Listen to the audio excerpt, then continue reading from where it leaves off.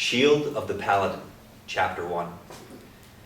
The day was glorious, and the two 7-year-old boys were using some of their rare free time to explore the woods outside Château de Saint-Germain-en-Laye, one of their numerous summer castles of the French King Louis XIII. Pierre Tonnelier and his best friend Guy Bajot had spent their precious 2 free hours play-acting as cavaliers, rescuing fair damsels and slaying dragons with their sticks turned into righteous swords. Their laughter and hijinks could be heard through the trees from quite a distance. Pierre was running back toward the village with Guy in hot pursuit when he simply disappeared from sight. Guy stopped just in time to prevent himself from falling into the same hole Pierre had stumbled into. Pierre dropped like a stone through the branches and layers of leaves that had covered and partially filled the hole. Luckily, those same branches and leaves broke his fall, preventing him from seriously injuring himself. Guy fell to his knees beside the hole in panic, certain that his best friend was dead. He shuddered at the thought of having to tell Pierre's father that Pierre was lying at the bottom of a giant hole full of fierce beasts and snakes.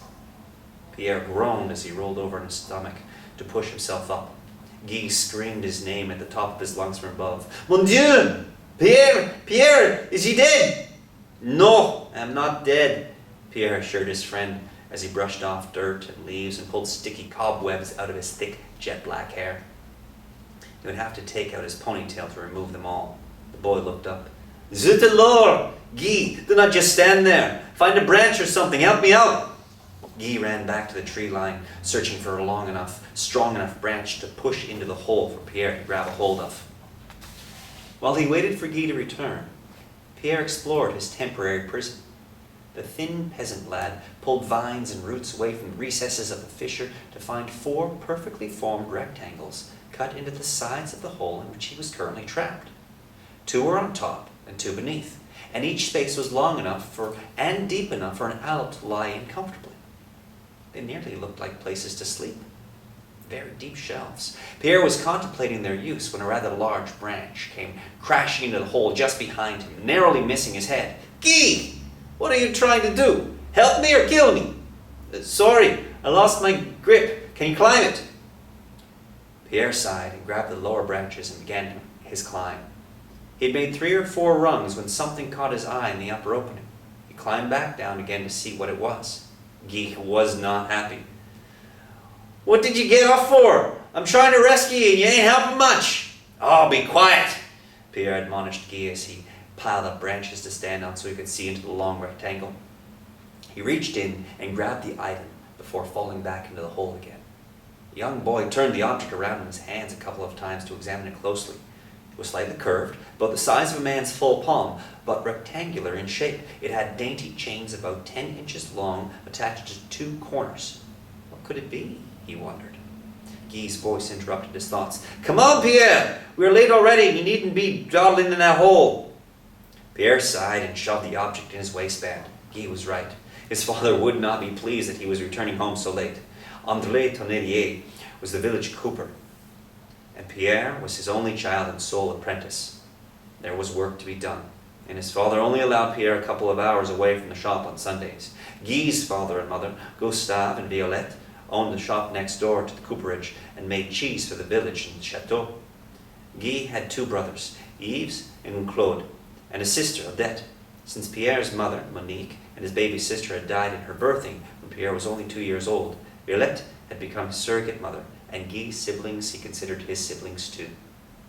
But right now, all he had on his mind was climbing out of this dirty hole. He scampered up the branch, and then he and Guy ran home as fast as their young legs could carry them.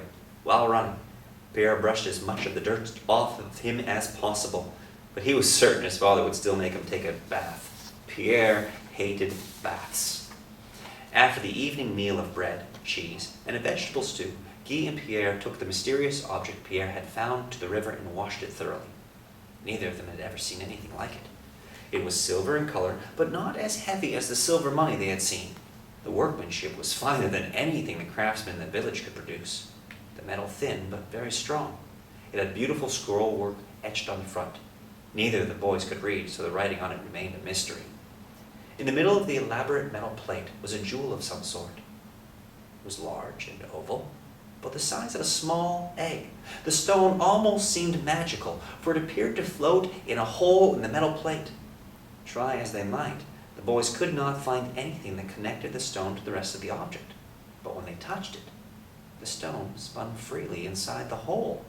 The stone's color was also unusual, depending on how it caught the light. It appeared green, blue, pink, or white. The center had a smoky quality to it, which almost seemed to move. All in all, it was the most interesting thing either boy had ever seen. They finally concluded that it must be a woman's necklace, even though it was rather bulky. It would cover a good portion of her chest, just below her neck, above her cleavage. But they could not figure out any other use for it. "What are you going to do with it, Pierre?" asked Guy, running his fingers through his wavy brown hair. "Keep it a secret?"